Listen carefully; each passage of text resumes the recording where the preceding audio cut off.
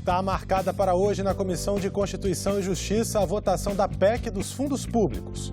O relatório da medida provisória do contrato de trabalho verde e amarelo deve ser apresentado também nesta manhã. E a CPMI mista das fake news ouve hoje os donos da empresa que contratou Hans River, especialista em marketing digital, que acusou o jornalista da Folha de São Paulo de oferecer relações sexuais em troca de informações. Hoje é quarta-feira, 19 de fevereiro, e esses são os destaques do Senado Notícias, que começa agora.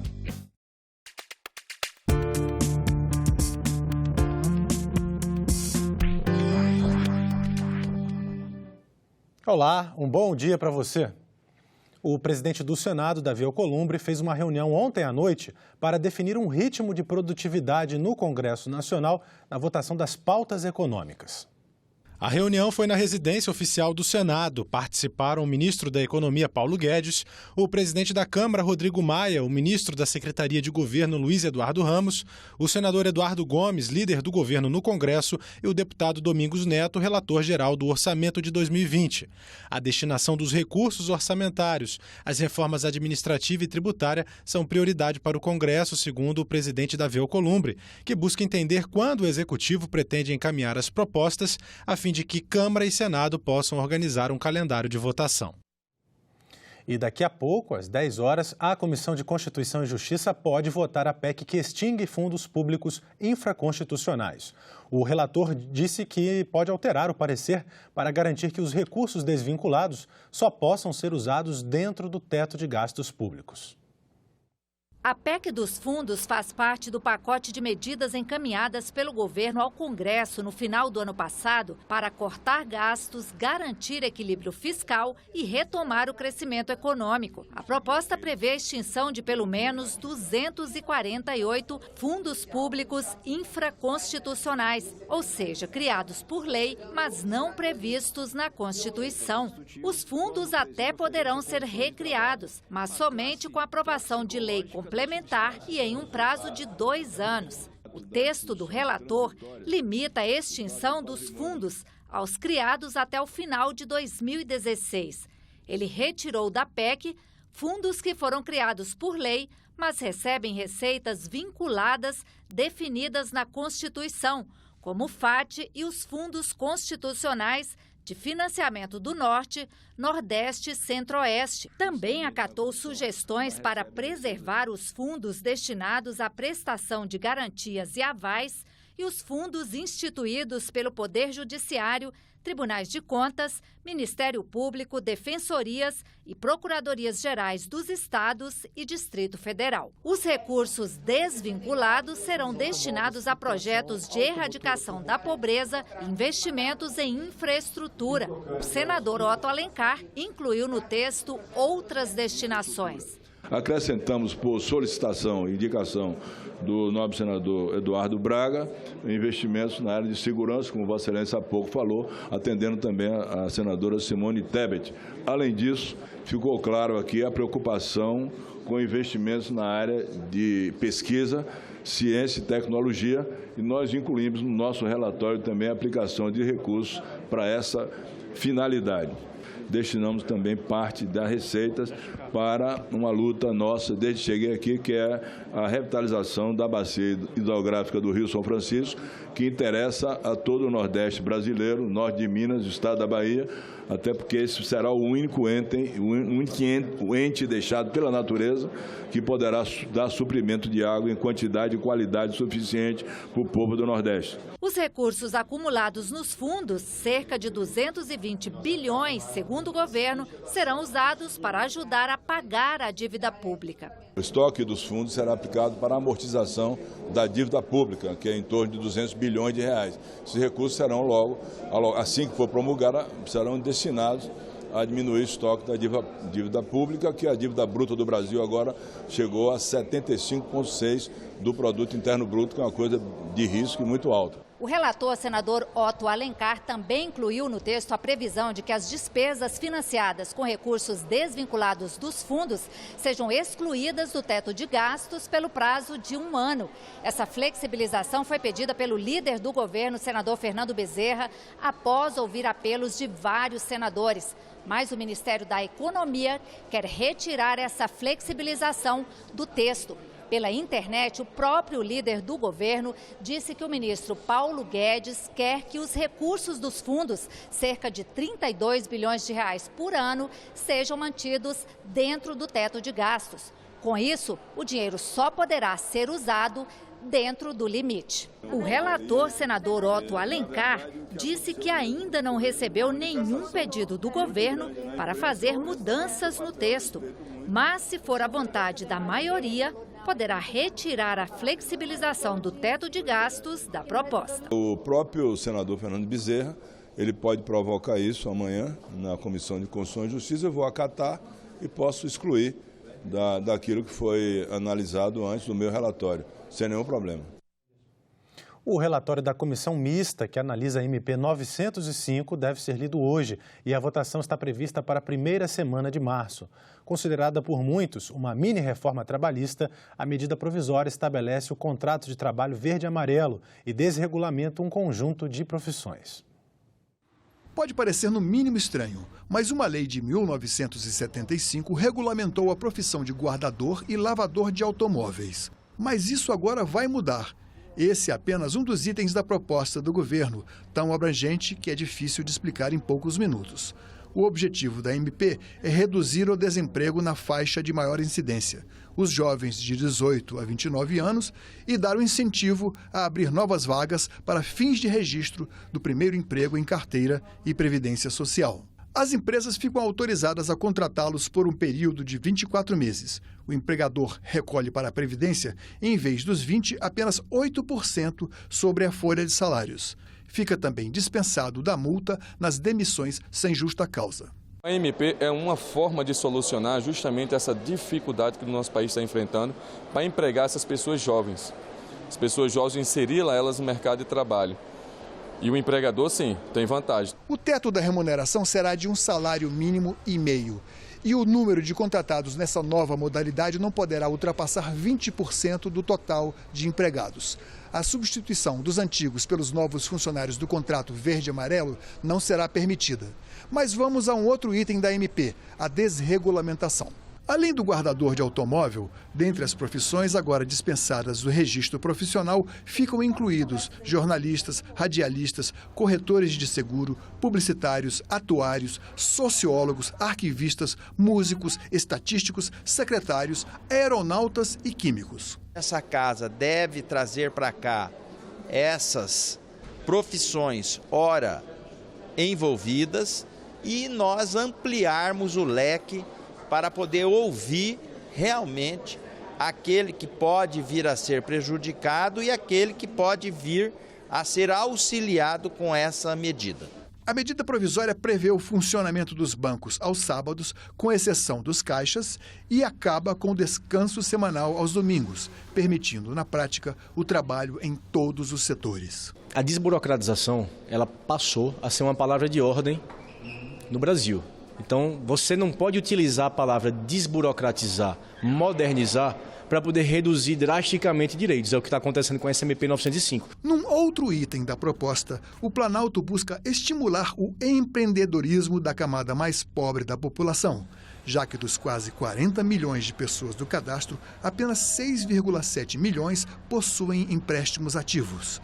Assim, para o microcrédito, estão previstos 40 bilhões de reais em 11 milhões de contratos até o final de 2022. Nós podemos caminhar, discutir o primeiro emprego e discutir o microcrédito. Agora, aquilo de mexer no 13º das pessoas, nas férias, nas horas extras, na periculosidade, na rescisão de contrato, é uma outra reforma trabalhista. Para o consultor legislativo Eduardo Modena, apesar das quase 2.000 emendas apresentadas até agora, a MP tem boas chances de aprovação. A velocidade com que ela está sendo tramitada parece ser um indicativo de que ela tende a ser aprovada. Se vai ser aprovada integralmente ou não, é algo que nós vamos ver.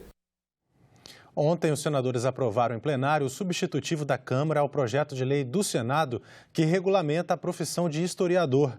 O texto determina que a atividade vai poder ser exercida por quem tem diploma de curso superior, mestrado ou doutorado em História. O projeto, de autoria do senador Paulo Paim, foi modificado na Câmara dos Deputados. Os parlamentares definiram que a profissão de historiador deixa de ser privativa dos historiadores para se tornar apenas assegurada a esses profissionais, eliminando a possibilidade de reserva de mercado. O texto segue para a sanção. 7 em cada 10 brasileiros acreditam em informações falsas sobre vacinas. Esses números foram apresentados ontem na CPI mista das fake news. Informações falsas são o principal motivo que leva os brasileiros a evitarem a vacinação, segundo pesquisa feita em setembro de 2019 pela Sociedade Brasileira de Imunização. 13% da população brasileira maior de 16 anos deixou de se vacinar ou vacinar algum dependente. Esse percentual corresponde a 21 milhões de pessoas. Quando a gente olha para a população geral estudada, 67% acreditam em pelo menos uma informação falsa sobre vacinas. Então, no extrato total da amostra, a gente tem que quase 7 em cada 10 pesquisados informaram acreditar em pelo menos uma informação falsa sobre vacinas. Quando a gente olha apenas aqueles que dizem se informar sobre esse assunto nas redes sociais e WhatsApp, esse percentual sobe para 73%. Quem se informa pelas redes sociais, como WhatsApp e Facebook, fica mais exposto à desinformação sobre vacina, que põe a vida em risco. Não se vacinaram por razões relacionadas à desinformação. Na população geral, a gente está falando de 57% da população geral. Quando a gente pega aqueles que se informam através das redes sociais, esse percentual já sobe para 63%.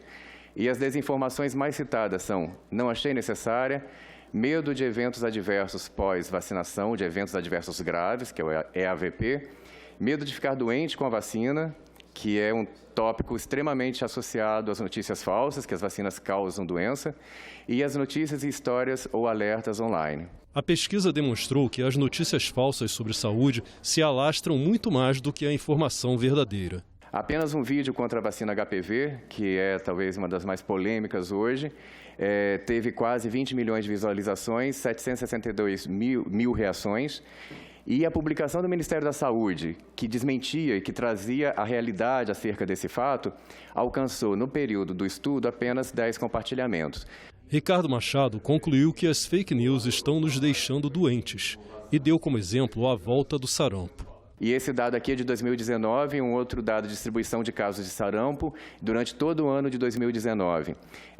Foram confirmados, em 2019, mais de 18 mil casos de sarampo no território nacional. Uma doença que em 2016 estava eliminada do país. Nesta quarta-feira, a CPI mista volta a se reunir para ouvir os donos da empresa de marketing digital Iacals.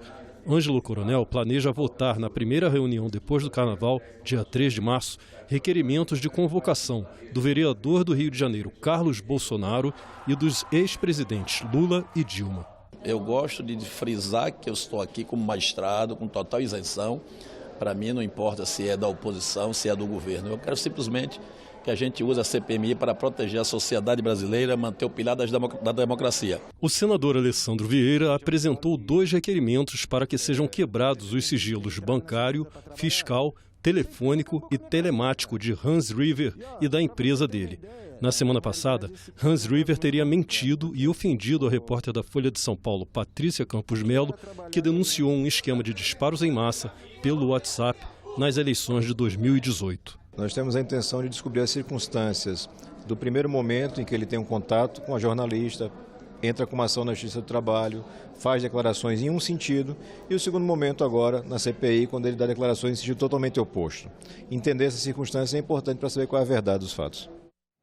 Essa reunião da CPMI mista de hoje, das fake news, está marcada para 13h. Avança o projeto que dá mandato fixo ao presidente do Banco Central em período diferente do presidente da República. A Comissão de Assuntos Econômicos aprovou ontem uma emenda ao texto que agora segue em regime de urgência para o plenário. De acordo com a proposta do senador Plínio Valério, o mandato do presidente do Banco Central é de 4 anos, mas não coincidente com o mandato do presidente da República. Dessa forma, o dirigente da instituição não poderia ser demitido e teria autonomia para conduzir a política monetária. O relator, senador Telmário Mota, rejeitou a emenda do senador Eduardo Braga, que pretendia incluir o crescimento econômico e a defesa do emprego entre as atribuições do Banco Central. A função do Banco Central é cuidar da estabilidade da moeda no Brasil e nos demais países do mundo.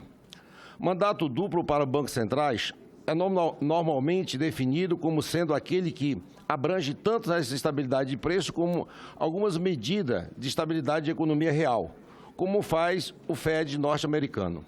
O mandato duplo abre mais espaço para o Banco Central ser afetado pelo ciclo político partidário, potencialmente sendo mais pressionado para estimular as atividades econômicas no curto prazo, visando ganhos políticos e eleitorais de curto prazo e jogando os custos de uma inflação mais alta para o futuro. O Fed norte-americano, ele funciona assim. Ele funciona tendo o Banco Central, além de ter que perseguir meta de inflação, além de ter que atingir meta de inflação, ele também tem que perseguir meta de emprego e crescimento econômico. É importante que um Banco Central tenha uma visão global da economia, não fique apenas pelo aspecto da questão monetária, da estabilidade monetária, mas veja também o curso da economia. Principalmente num país como o Brasil, que vive taxas de desemprego absolutamente alarmantes. A outra emenda do senador Tasso Gereissati foi aprovada. Seu mandato, sua obrigação básica é a manutenção da moeda. No entanto, subsidiariamente, não ficar alheio às enormes flutuações que um país como o nosso tem e tem tido recentemente em relação à atividade econômica. Na verdade, isso já acontece de fato. De fato, isso já acontece. Nós estamos apenas oficializando e colocando como no projeto para que isso fique bem claro que o Banco Central não ignora essas eventuais flutuações. Apesar de ter uma posição contrária à autonomia, da forma como se propõe, neste caso, em função da emenda acolhida pelo relator, nós votaremos com o relator. Os membros da diretoria do Banco Central também têm mandato. Todos, incluindo o presidente, poderão ser exonerados em caso de desempenho insuficiente para o alcance dos objetivos da instituição. A proposta de exoneração tem que partir do Conselho Monetário Nacional e ser aprovada pela maioria absoluta dos senadores. A votação da medida provisória 898, que estabelece o pagamento do 13º para beneficiários do Bolsa Família, foi adiada pela 5ª vez. A falta de acordo entre parlamentares e o governo fez dependentes do Bolsa Família e do benefício de prestação continuada, o BPC, voltarem para casa sem respostas. O governo se justificou. Nós precisamos da aquiescência, da autorização do ministro da pasta que é responsável pela Bolsa Família. Hoje, nós estamos tendo aí, nesse momento, a troca do comando do Ministério da Cidadania, com a saída do ministro Osmar Terra, sendo empossado o ministro Onyx Lorenzoni. Então, eu me comprometi a conversar com o ministro Onyx, levar para ele a proposta de permanência do 13º da Bolsa e ver como nós conseguimos avançar numa proposta também para o BPC. O texto original da MP previa o pagamento do 13º do Bolsa Família apenas em 2019, mas o relator quer torná-lo permanente e estendê-lo aos beneficiários do BPC. O senador Randolfo Rodrigues sugere como fonte de recursos a tributação das aplicações em fundos de investimentos fechados. Não há mais nada a ser cedido. Está ficando cada vez mais patente nesta medida provisória a total indisposição do governo para conceder direitos aos mais pobres. Outro encontro da comissão está marcado para esta quarta-feira. O governo promete solução, mas o relator da medida provisória acredita que ainda não haverá resposta conclusiva. A MP perde validade no dia 24 de março. A solução que inviabiliza um direito das famílias que recebem o benefício de prestação continuada, para nós não é solução. A ministra da Agricultura disse nesta terça-feira no Senado que a medida provisória da regularização fundiária não vai estimular a grilagem. Tereza Cristina afirmou que a MP vai permitir que pequenos agricultores tenham acesso a crédito. A ministra Tereza Cristina comentou os principais pontos da medida provisória. O texto amplia de 4 para 15 módulos fiscais a área que poderá ser regularizada com a mera declaração do ocupante. Mas a ministra disse que isso não vai estimular a grilagem, pois, segundo ela, haverá verificações em todo o processo de regularização. E as verificações não são só da terra, do georreferenciamento, da posição geográfica desse lote, mas você também vai levar em consideração a parte ambiental, a parte trabalhista. Nada disso está sendo excluído nesta medida provisória. Está prevista vistoria remota para as áreas de até 4 módulos. Nós vamos usar tecnologia, porque se nós continuarmos no ritmo que nós temos hoje, vão mais 400 anos e a gente vai estar aí sem conseguir regularizar esses títulos. Então, nós vamos usar tecnologia, sem precarizar. O governo argumenta ainda que 97% dos lotes passíveis de regularização são de pequenos produtores que usam a propriedade para sua subsistência e que dos 150 mil processos no INCRA, apenas 2.100 são de áreas que têm mais do que 15 módulos fiscais. Ao defender a MP, a ministra afirmou que não haverá interferência em terras indígenas, quilombolas ou assentamentos. Entram no programa de regularização as terras da União ocupadas em todo o país até 5 de maio de 2014. O senador Isalci cobrou apoio técnico para as pessoas que tiverem a terra regularizada. Pelo valor da terra, se você não der a esses assentados, não é, um estudo da viabilidade, da vocação daquela terra, capacitá-los, né, dar matéria-prima, né, as pessoas vão acabar vendendo. Porque nós precisamos dar a eles condições de sobreviverem da terra. Como é que nós vamos levar assistência técnica, nós vamos levar crédito, irrigação, as cadeias produtivas todas que nós queremos trabalhar, se não existe a base? Se o sujeito não tem, coitado, a condição de poder ir ao banco, progredir, ter o seu crédito, enfim, tirar essas amarras que ele tem hoje de ser um poceiro e não ser o dono da sua própria terra. A medida provisória já recebeu quase 550 emendas e o prazo para análise vai até 20 de março.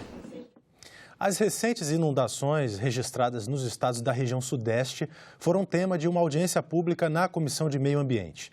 O que fazer para enfrentar eventos climáticos extremos como esses, que frequentemente provocam mortes e grandes prejuízos nas cidades brasileiras? Existe uma relação de causa e efeito entre o fenômeno das mudanças climáticas e os desastres naturais provocados pelas chuvas. O engenheiro Sérgio Ludemann, especialista em deslizamentos de terra, apontou as evidências científicas disso. O painel intergovernamental de mudanças climáticas da ONU, em 2007, havia publicado um trabalho onde eles já mediam, né, não é uma perspectiva, uma estimativa, é uma medição, né, de um aumento médio global de temperatura de 0,74 graus. E o que essa mudança de temperatura causa na prática? Né? É uma mudança completa no regime hidrológico.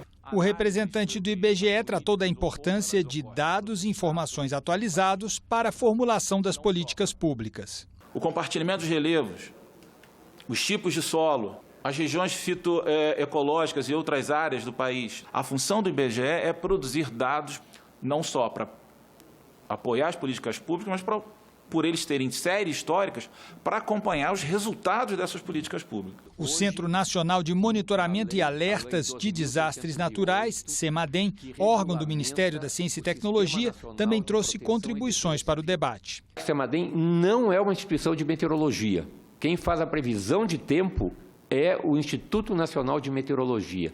Nós recebemos o aviso meteorológico do Instituto Nacional de Meteorologia e, a partir desse aviso meteorológico, nós fizemos o alerta do desastre. Mas se temos informação de qualidade e conhecimento, se existem centros de pesquisa e órgãos públicos para lidar com o problema, além de um bom arcabouço legal, por que falhamos? Por que os desastres naturais provocados pelas chuvas se repetem ano após ano em nosso país? Essa questão foi levantada pelo engenheiro Paulo Canedo, especialista em hidrologia, que fez uma proposta. Eu não sei qual é a resposta e eu me arvoro a duvidar que alguém saiba.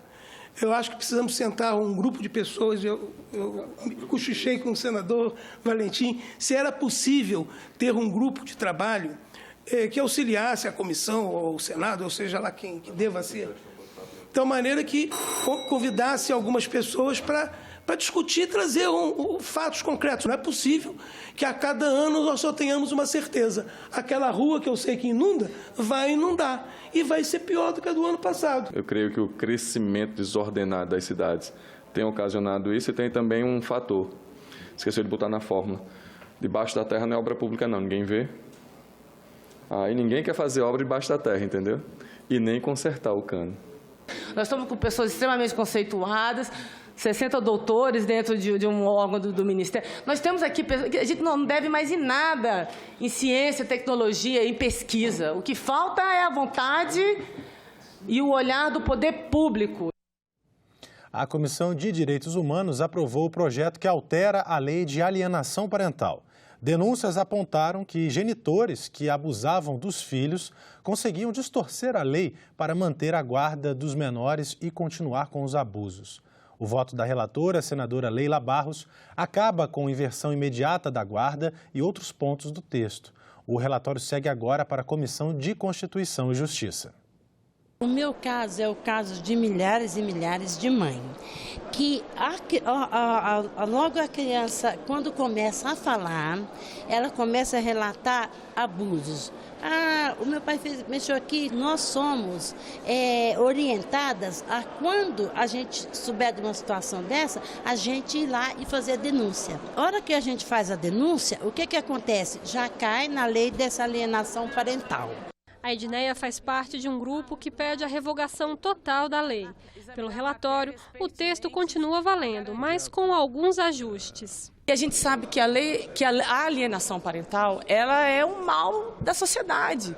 E que muitos desses jovens, além de serem punidos pelo convívio, de não ter o convívio com seus genitores, eles muitas vezes se mutilam, muitas vezes se suicidam também, porque eu fiz audiências de suicídio aqui, justamente por achar que é um empecilho para a melhoria da relação entre ambos. Então, assim, o que a gente fez é melhorar a lei. Um dos pontos que mudou é o que tem gerado mais polêmica, a inversão da guarda. O magistrado vai ter que entrar, o judiciário vai ter que entrar nessa ação, numa ação de mediação, primeiramente, analisar a capacidade parental de quem está denunciando, a capacidade parental de cuidar daquela criança, entendendo essa relação, preservando essa relação e depois entrar na ação para justamente julgar o que foi denunciado. Pela lei de alienação parental, se uma denúncia não puder ser comprovada, os pais devem aceitar a guarda compartilhada.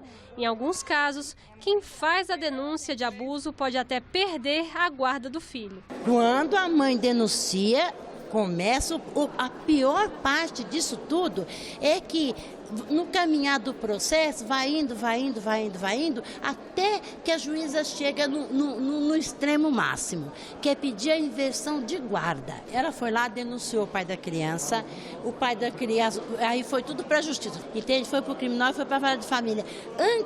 O pior de tudo isso, antes de sair qualquer resultado do criminal, que houve, se não houve, a vara de família já dá a sentença. A vara de família já dá a sentença de que é alienação parental e a guarda assim, é imediata, a inversão de guarda. O objetivo original da lei de alienação parental é evitar que crianças sejam manipuladas emocionalmente pelo pai, pela mãe ou por qualquer outro familiar. No entanto, a lei estava sendo usada por genitores abusadores. Eles faziam falsas denúncias para ficarem com a guarda das crianças e continuarem com os abusos. A prática foi exposta pela CPI dos maus tratos aqui no Senado. Outras comissões também se reúnem na manhã desta quarta-feira. Vamos conferir aqui no telão. Às 9 horas, audiência pública na Comissão de Assuntos Econômicos para discutir o projeto que regulamenta a forma de arrecadação de recursos de entidade beneficente de assistência social por meio de título de capitalização. Também às 9 horas, na Comissão de Agricultura e Reforma Agrária, um dos projetos na pauta é o que cria o Fundo Nacional de Apoio à Cultura da Palmeira do Babaçu, vegetação nativa que ocorre com maior frequência nos estados do Maranhão e do Piauí. E ainda às 9 horas, outra audiência pública, desta vez na Comissão de Desenvolvimento Regional e Turismo. O assunto hoje vai ser a elaboração da Carta Brasileira para Cidades Inteligentes e também os programas do Ministério do Desenvolvimento Regional e do Ministério de Ciência e Tecnologia para planejamento e implantação de cidades inteligentes aqui no Brasil. Às 9h30 da manhã, reunião deliberativa da Comissão de Assuntos Sociais. Senadores examinam, entre outros, o projeto que estabelece prioridade no acesso a órteses e próteses para quem está em idade escolar. Também às 10 horas da manhã, a reunião da Comissão de Ciência e Tecnologia, que se reúne para examinar projetos. Um deles é o que prevê a obrigatoriedade de oferta de acesso à internet aos alunos das escolas de ensino fundamental e médio das redes pública e privada. Ficamos por aqui. Você pode rever as reportagens desta edição na nossa página na internet, senado.leg.br/TV. Muito obrigado pela sua companhia e continue sintonizado aqui na TV Senado.